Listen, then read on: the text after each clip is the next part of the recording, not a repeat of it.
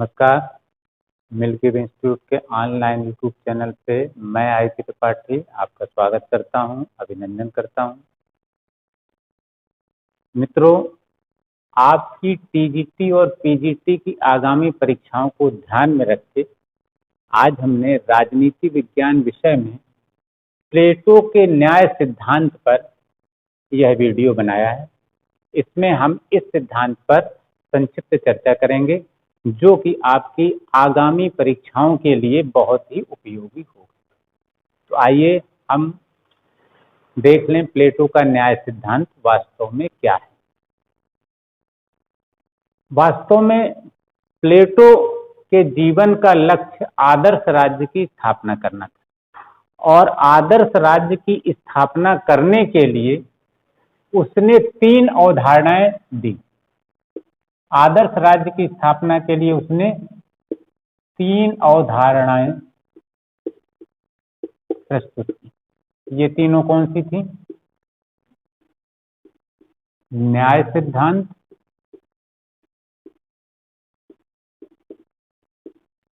शिक्षा योजना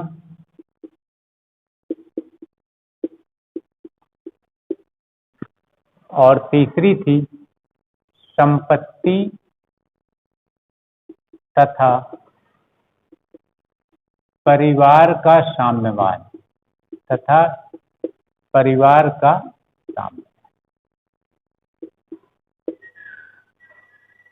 इन तीनों पर TGT PGT की परीक्षाओं में, असिस्टेंट प्रोफेसर की परीक्षा में, GIC प्रवक्ता या LT ग्रेड में निरंतर प्रश्न पूछे जाते रहे।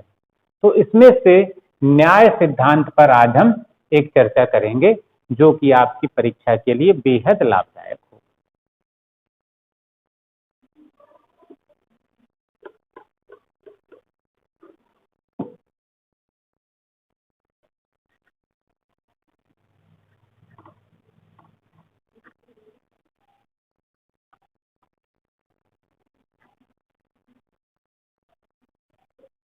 तो वास्तव में प्लेटो ने अपना न्याय सिद्धांत जो दिया वो उसने अपने ग्रंथ रिपब्लिक में दिया। रिपब्लिक में उसने इस न्याय सिद्धांत का उल्लेख किया था।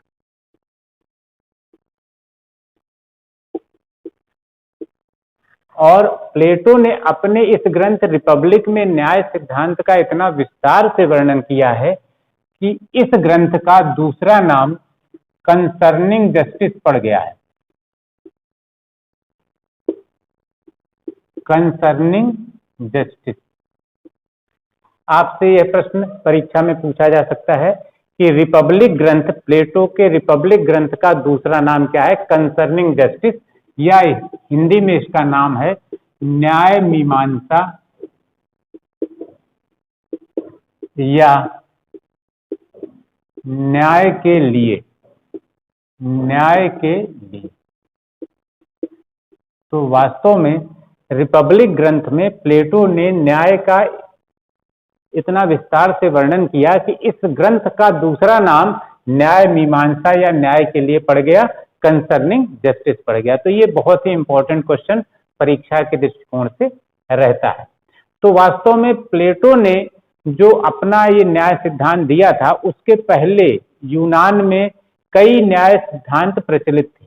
उसने उन न्याय सिद्धांतों का खंडन करके अपना न्याय सिद्धांत दिया और वे न्याय सिद्धांत जो प्लेटो के पहले थे वो सोफिस्ट विचारकों ने दिए थे। कौन कौन सोफिस्ट विचारक थे? ग्लांकन, शिफालस, पोलीमार्कस और थ्रेसीमेकस। इनके न्याय सिद्धांतों का खंडन करके प्लेटो ने अपना न्याय सिद्धांत अपने ग्रंथ रिपब्लिक में दिया। तो आइए हम देख लें जरा कि ये सोफिस्ट विचारकों के न्याय सिद्धांत वास्तव में क्या थे जिनका खंडन किया था प्लेटो ने अपना न्याय सिद्धांत देते हुए।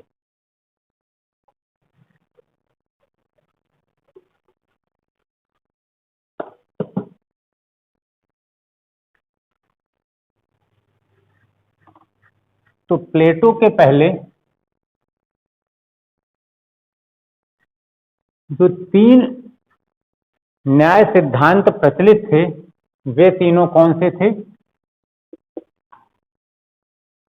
पहला था न्याय का समझौतावादी सिद्धांत।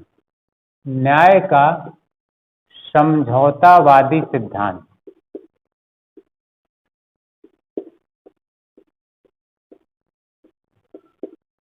दूसरा, न्याय का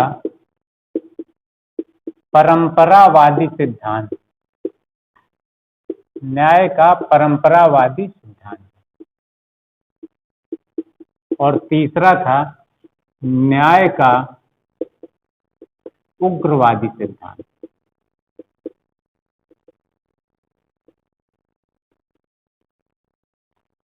ये तीन सिद्धांत प्लेटो के पहले यूनान में प्रचलित थे। और न्याय का समझौतावादी सिद्धांत किसने दिया था? ये सिद्धांत दिया था ग्लांकन ने। ग्लांकन क्या कहता था? न्याय भय का शिशु है। न्याय भय का शिशु है।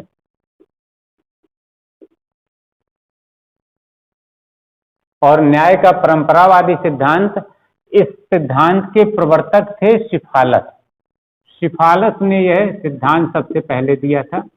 सिफालस इसके प्रवर्तक हैं। और उनका पुत्र, सिफालस का पुत्र पोलीमार्कस, यह भी न्याय के परंपरावादी सिद्धांत से जुड़ा हुआ है।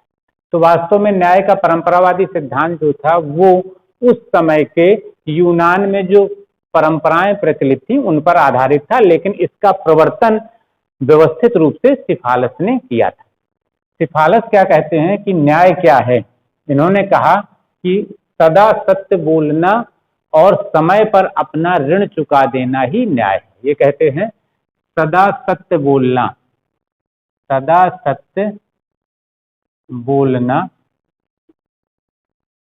तथा दूसरा क्या कहा इन्होंने? समय पर अपना ऋण चुका देना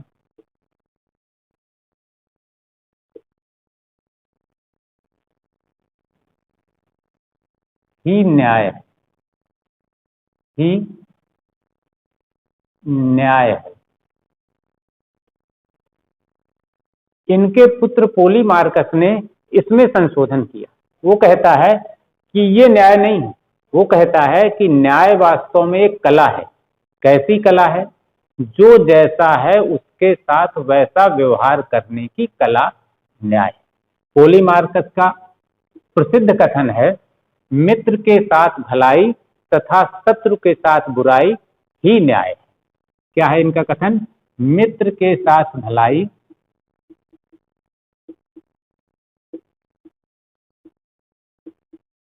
तथा शत्रु के साथ बुराई ही न्याय है, ही न्याय है। और न्याय का उग्रवादी सिद्धांत किसने दिया? थ्रेसीमेकस ने। थ्रेसीमेकस ने न्याय का उग्रवादी सिद्धांत दिया। ये कहता है कि वास्तव में शक्तिशाली का हित साधन ही न्याय। थ्रेसीमेकस कहता है कि जो शक्तिशाली होते हैं उनका हित जिस बात में है वही न्याय है। और वो कहता है सबसे ज्यादा शक्तिशाली शासक होता है और शासक इसीलिए ऐसे नियम बनाता है जो उसके लाभ में हो और उन्हीं नियमों का पालन करना न्याय है। थ्रेसीमेकस ने क्या कहा था? शक्तिशाली का हित साधन ही न्याय है। शक्तिशाली का हित साधन ही न्याय है, या सबल का हित ही न्याय है। ये थ्रेसीमेकस ने कहा।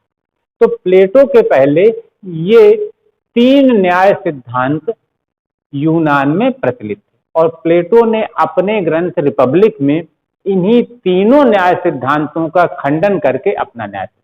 आपसे यह प्रश्न भी परीक्षा में पूछा जा सकता है कि उसने कितने न्याय सिद्धांतों का खंडन करके अपना न्याय सिद्धांत दिया। और उसके अतिरिक्त उस आपसे ये भी प्रश्न पूछे जा सकते हैं कि किसने कहा है न्याय भय का शिशु है? ग्लांकन ने कहा है। किसने कहा है सदा सत्य बोलना तथा समय पर अपना ऋण चुका देना न्याय है? सिफालस ने कहा है। और पोलीमार्कस का कथन आपसे पूछा जा सकता है, मित्र के साथ भलाई तथा शत्रु के साथ बुराई ही न्याय है। थ्रेसिमेकस का कथन भी पूछा जा सकता है कि कौन कहता है शक्तिशाली का हित साधन ही न्याय है। तो इस तरह के बहुत से प्रश्न आपको परीक्षा में पूछे जा सकते हैं जो कि आगामी समय में होने वाले। तो वास्तव में प्लेटो ने इन न्याय सिद्धांतों का खंडन करते हुए अपना न्याय सिद्धांत दिया। उसने कहा कि ये सब न्याय नहीं है, उसने कहा कि न्याय वास्तव में क्या है, कर्तव्य पालन है। और किसका कर्तव्य पालन है? व्यक्तियों का और वर्गों का। वो कहता है कि मनुष्य की आत्मा में 3 लक्षण पाए जाते हैं और इन्हीं लक्षणों के आधार पर किसी भी व्यक्ति का व्यवहार निर्धारित होता है और उसी आधार पर वर्ग बनते हैं। वो कहता है ये तीनों लक्षण प्रत्येक मनुष्य में होते हैं, लेकिन कोई एक लक्षण प्रमुखता से होता है, बाकी 2 लक्षण अपेक्षाकृत कम होते हैं। और जो लक्षण प्रमुखता से होता है उसी के आधार पर वर्ग बन जाता है और उस वर्ग के अनुरूप दायित्वों का निर्वाह करना ही न्याय। तो अब देख लें हम जरा कि प्लेटो ने अपना न्याय सिद्धांत इनका खंडन करते हुए कैसे प्रस्तुत किया।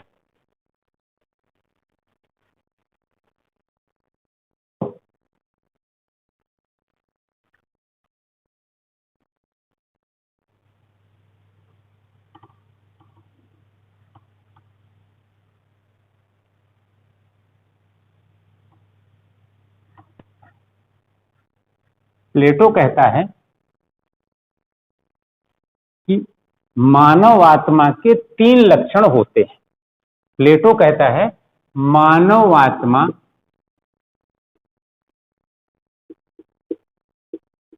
के 3 लक्षण होते हैं। 3 लक्षण होते हैं। कौन कौन से 3 लक्षण बताए उसने?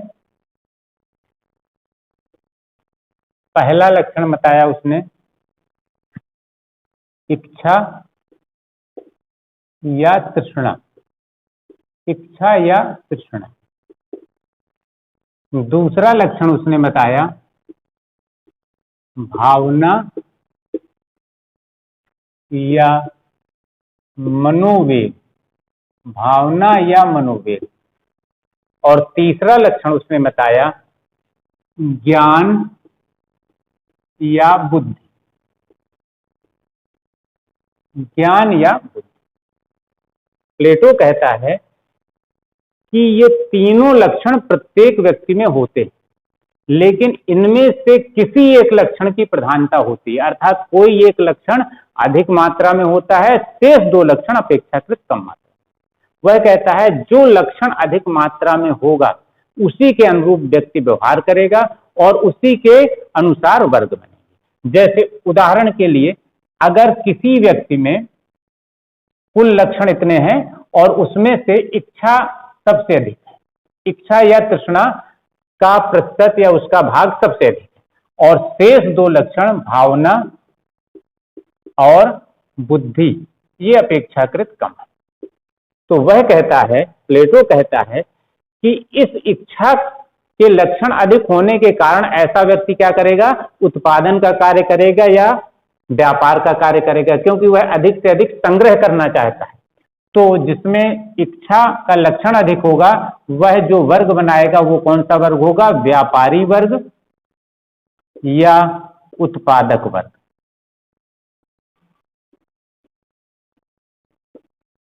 प्लेटो आगे ये कहता है कि जिस लक्षण की प्रधानता होगी इसी से जुड़ा हुआ एक सद्गुण भी उत्पन्न हो जाएगा। उस लक्षण से जुड़ा हुआ एक सद्गुण भी उत्पन्न हो जाएगा और जिसमें इच्छा की प्रधानता है उसमें सद्गुण जो उत्पन्न होगा वह होगा संयम, क्योंकि जो उत्पादन कार्य करेगा वह संयम रखेगा, धैर्य रखेगा, ये सद्गुण उसमें उत्पन्न हो जाएगा। उसने कहा कि लेकिन दूसरा कोई व्यक्ति ऐसा हो सकता है जिसमें भावना अधिक हो। इसका उदाहरण हम देख लें। अगर संपूर्ण लक्षण इतने हैं, इसमें से भावना का लक्षण सबसे अधिक मात्रा, शेष 2 लक्षण अर्थात तृष्णा और बुद्धि अपेक्षाकृत कम है।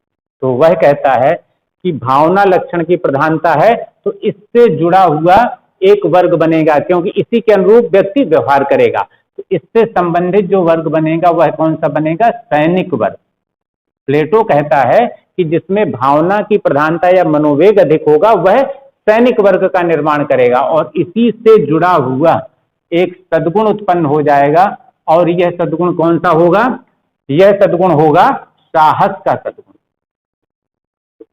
वह कह रहा है कि जिसमें भावनाएं अधिक होंगी वह वास्तव में बहुत साहसी होगा, उसे किसी चीज का डर नहीं लगेगा। और फिर उसने कहा कि जिसमें ज्ञान या बुद्धि अधिक होगा अन्य दो लक्षणों की तुलना में, वह कौन सा वर्ग बनाएगा?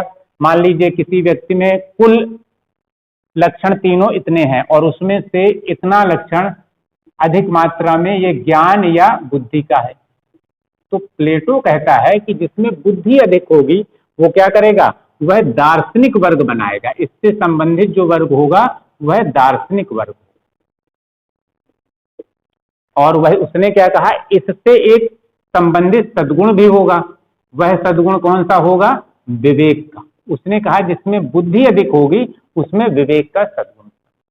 इस तरह से प्लेटो क्या कह रहा है कि जिसमें ज्ञान अधिक या बुद्धि अधिक है और यहाँ पर तृष्णा उसकी तुलना में निश्चित रूप से कम होगी और भावनाएं भी उसकी तुलना में कम होंगी। तृष्णा और भावना कम है लेकिन ज्ञान या बुद्धि अधिक है, तो ऐसा वर्ग दार्शनिक वर्ग बनाएगा या शासक वर्ग बनाएगा, क्योंकि वो कहता है कि वास्तव में दार्शनिक ही शासक बनेगा और इसमें जो सद्गुण उत्पन्न होगा वो विवेक का सद्गुण होगा। तो इस तरह से प्लेटो ने बताया कि हर लक्षण की प्रधानता से एक वर्ग बनता है और एक सद्गुण उत्पन्न। वो कहता है तीनों लक्षण हर व्यक्ति में पाए जाते हैं, लेकिन प्रत्येक व्यक्ति में एक कोई लक्षण की प्रधानता होती है और जिस लक्षण की प्रधानता होती है उससे संबंधित एक वर्ग बन जाता है और एक सद्गुण उत्पन्न हो जाता है। अब हम इसको थोड़ा व्यवस्थित रूप से लिखते हैं।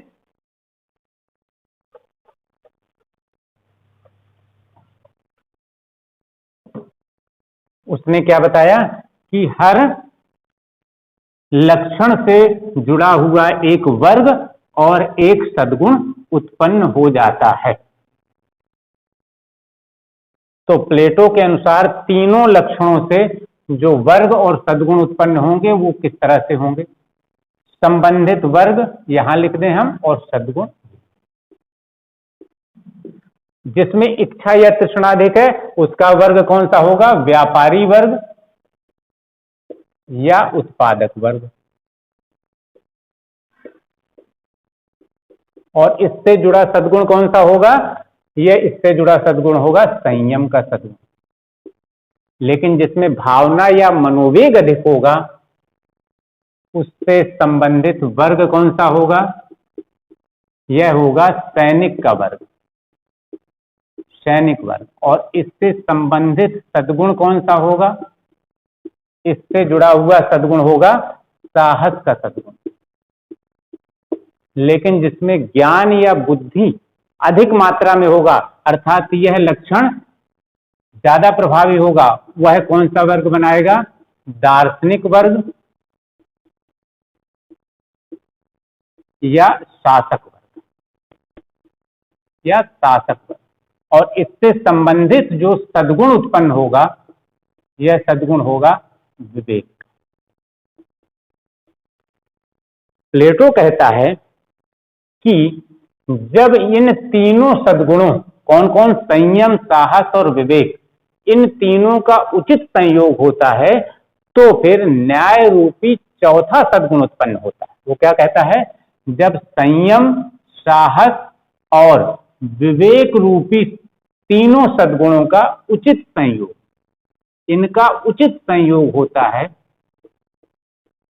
तब फिर क्या होता है? इनका उचित संयोग होने का परिणाम क्या होता है?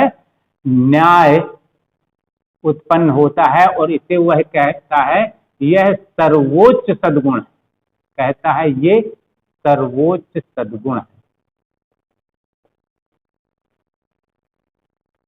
इस तरह से प्लेटो ने क्या कहा?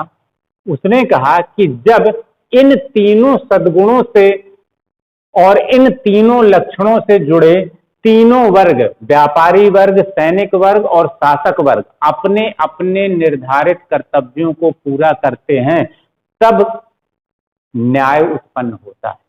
अर्थात उसने न्याय को कर्तव्य पालन से जोड़ दिया कि तीनों वर्ग अपने अपने कर्तव्यों का पालन अच्छी तरह से करें तो समाज में न्याय उत्पन्न होता है।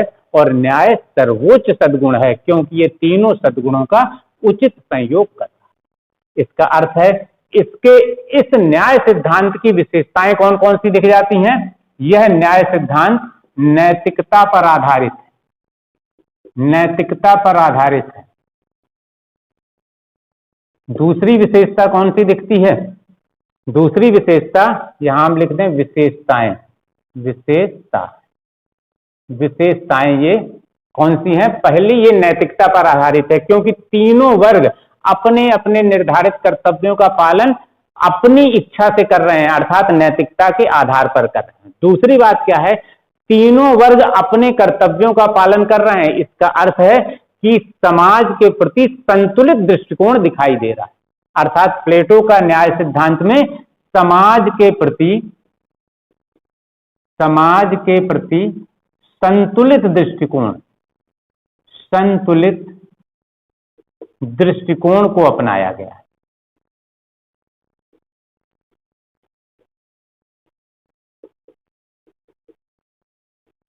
अगली बात क्या है? इसमें हर वर्ग जो है, उत्पादक वर्ग या व्यापारी वर्ग, सैनिक वर्ग और दार्शनिक वर्ग, ये अपने अपने कार्यों को करेंगे। अर्थात इन्हें एक विशेष कार्य में विशेषीकरण हासिल हो जाएगा। अर्थात यह कार्य विशेषीकरण पर आधारित है। कोई भी व्यक्ति एक ही कार्य करेगा, वह उसका विशेषज्ञ हो जाएगा। अर्थात यह न्याय सिद्धांत कार्य विशेषीकरण पर आधारित है, कार्य विशेषीकरण पर आधारित है। और अगली बात क्या होती है? जब एक वर्ग केवल अपने कार्यों को करते हुए उसका विशेषज्ञ हो जाता है तो उसे अपने लिए दूसरे वर्गों की सेवाओं की जरूरत होती है। अर्थात सारे वर्ग एक दूसरे से जुड़े होते हैं और एक दूसरे पर निर्भर होते हैं। अर्थात सावयवी एकता जन्म लेती है। सावयव वास्तव में क्या है? जीवधारी, जिसके सारे अंग एक दूसरे से जुड़े रहते हैं और एक दूसरे पर निर्भर होते हैं। तो इस प्रकार इसमें भी सभी वर्ग, तीनों वर्ग जो हैं वो एक दूसरे से जुड़े हैं और एक दूसरे पर निर्भर हैं। अर्थात सावयवी एकता उत्पन्न हो जाती है, एकता उत्पन्न होती। तो इस तरह से इसके इस न्याय सिद्धांत की ये चारों विशेषताएं। अब एक बात आती है कि इसके न्याय सिद्धांत को न्याय का रचना प्रकल्प मूलक सिद्धांत कहा E.M. फोस्टर ने। E.M. फोस्टर ने क्या कहा कि प्लेटो का न्याय सिद्धांत वास्तव में न्याय का रचना प्रकल्प मूलक सिद्धांत है। उसने क्या कहा? न्याय का रचना प्रकल्प मूलक सिद्धांत, रचना प्रकल्प मूलक सिद्धांत। यह किसने कहा? E.M. फोस्टर ने कहा। E.M. फोस्टर ने इसे न्याय का रचना प्रकल्प मूलक सिद्धांत कहा। Architectonic theory of justice, architectonic theory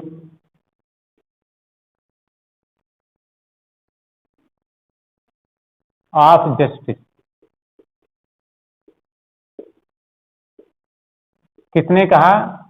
poster ने कहा। फोस्टर प्लेटो के न्याय सिद्धांत को न्याय का रचना प्रकल्प मूलक सिद्धांत या आर्किटेक्टोनिक थ्योरी ऑफ जस्टिस कहता है। क्यों कहता है? वो कहता है कि वास्तव में जैसे आर्किटेक्ट होता है वो ईंट, गारा, सरिया, रेत, सीमेंट, इन सारी चीजों को उचित संयोग करके एक सुंदर भवन बना देता है, सुंदर मकान बना देता है, उचित स्थान पर खिड़की दरवाजे लगाकर सुंदर मकान बनाता है। उसी तरह से न्याय रूपी आर्किटेक्ट इन तीनों सद्गुणों, संयम, साहस और विवेक का उचित संयोग करके समाज को या राज्य को आदर्श राज्य बना देता है। इसीलिए फोस्टर ने इसे न्याय का रचना प्रकल्प मूलक सिद्धांत कहा और न्याय को उसने आर्किटेक्ट माना है, ऐसा आर्किटेक्ट जो संयम, साहस और विवेक का उचित संयोग करके उस राज्य को आदर्श राज्य बना देता। तो इस तरह से प्लेटो का न्याय सिद्धांत वास्तव में संक्षिप्त रूप से इस तरह से है। इस पर आपको निश्चित रूप से लाभ मिलेगा और इसका पीडीएफ हमने टेलीग्राम पे दे दिया है, जिसका लिंक डिस्क्रिप्शन बॉक्स में दिया गया है। तो आप निश्चित रूप से प्लेटो के न्याय सिद्धांत के इस संक्षिप्त चर्चा का लाभ उठाएंगे, ऐसी हमें उम्मीद है। और अगले वीडियो में हम फिर इसी तरह के किसी विषय पर एक संक्षिप्त चर्चा करेंगे जो आपके लिए निश्चित रूप से लाभदायक होगी। धन्यवाद।